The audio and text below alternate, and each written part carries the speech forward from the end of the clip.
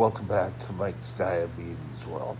I'm Mike, and this is my diabetic world. Current blood sugar is sitting at 8.5. It's after lunch, so I have 2.8 units of insulin. Yesterday at this time I was 14 plus, which is out of the normal range. It's way out of normal range. Today, we're down around 8.5. I've been in the normal range, still a little bit higher. So, time and range for the next two videos are pretty well going to be the same. 85% time and range, 10 above, 5 below, and I'll talk about this in our next daily checkups. 85 in range, which is still fairly good. Average sugar in millimoles is 7.4. So we're doing pretty good. Not great, but we're doing pretty good. Today, I want to do opposite to what the last two videos were. We first talked about lows and low the aftermath. We're going to switch that about. Today we're going to do high and the high aftermath. So sit back, grab your coffee, your tea, whatever, and we'll get going.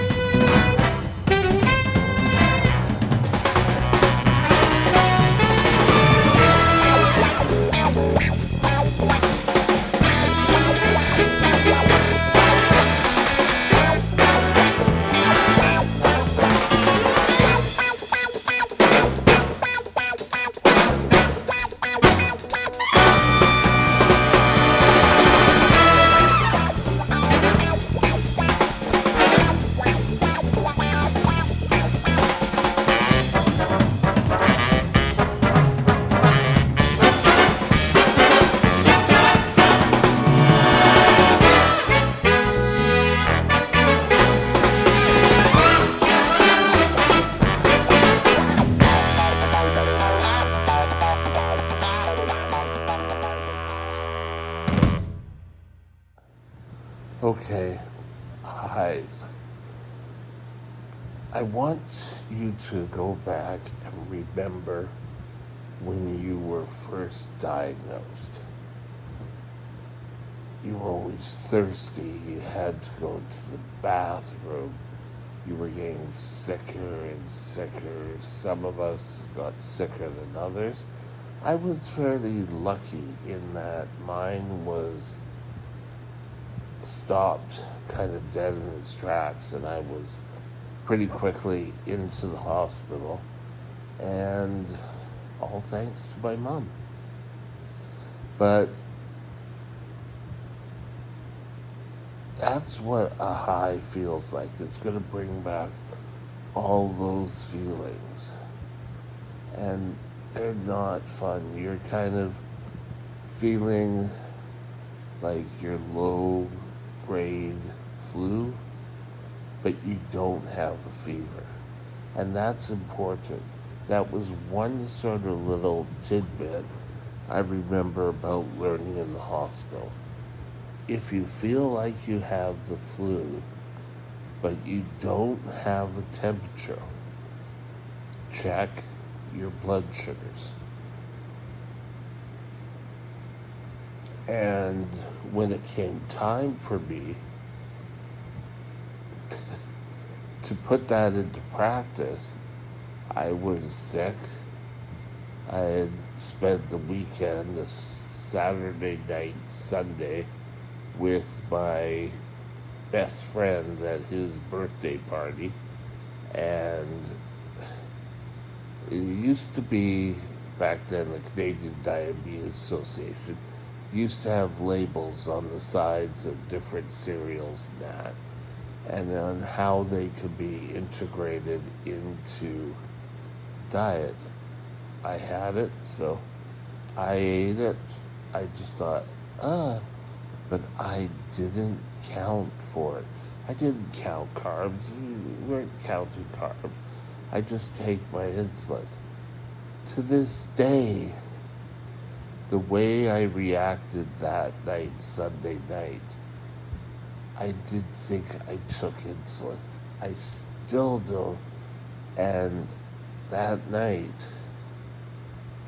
I was wanting to drink more, but I was vomiting. And that's one of the higher things to look for when you're high is the vomiting starting, and but I didn't clue in that, I don't have a fever. It could be blood sugar. But we didn't really have a test for that back then. It was all the little test tubes and urine test. Highs, I did 13 and then about 16. The next 16? No, I was 15. I was grade 9. And I kind of met up with some of the older kids that sat outside their lockers, and I kind of joined the group. I went out, and I went out to a party with them. I got so sick that I threw up, and I'm sure that their parents are thinking, oh, well, he's drunk. But I wasn't. It was a high blood sugar. And I probably took my morning shot, but didn't take my afternoon shot. That's one thing I love, and I'm not trying to sell pumps, but that's what I love about the pump. I don't have to worry about AM and PM shots anymore, calculating how much manually of insulin I take for carbs. It automatically connects. And it's a lot of good. The pump works, so I'm sorry. I'm just adding an extra soup, so take an extra 1.8 units. So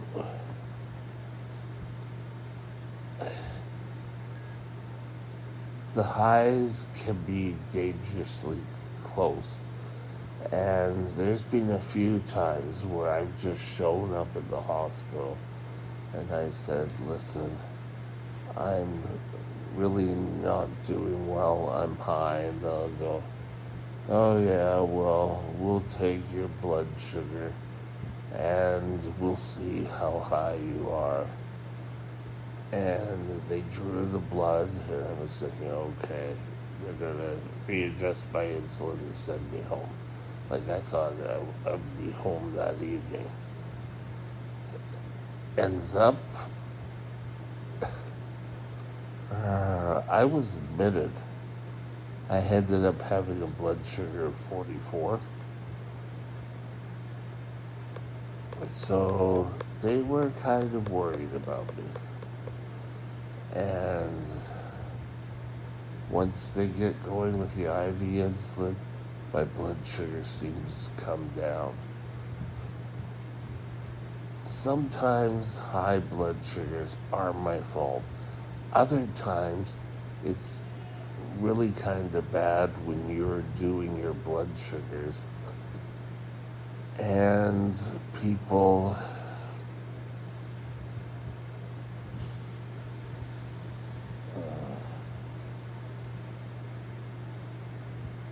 doing everything right and you still have high blood sugars.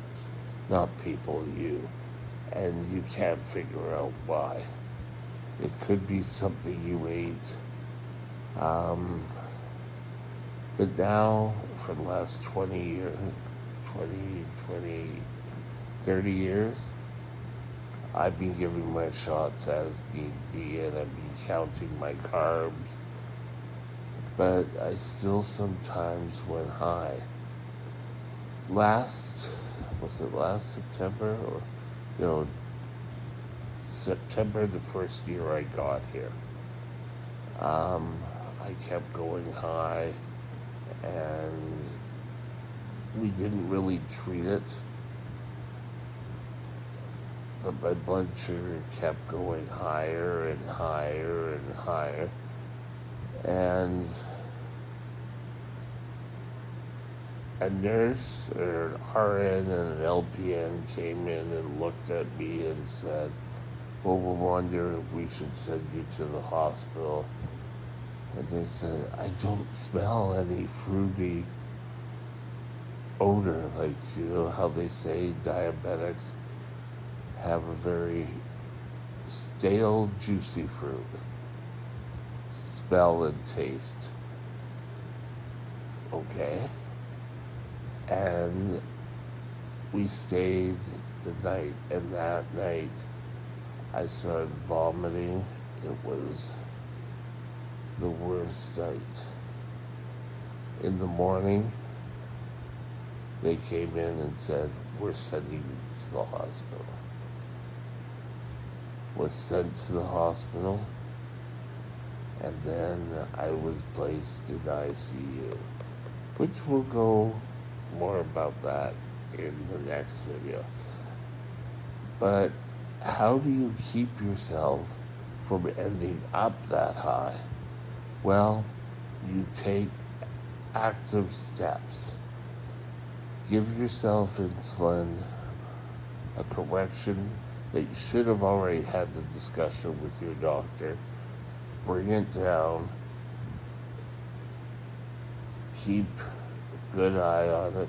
When you get your blood sugar down, be vigilant in the amount of insulin you need for the carbs given.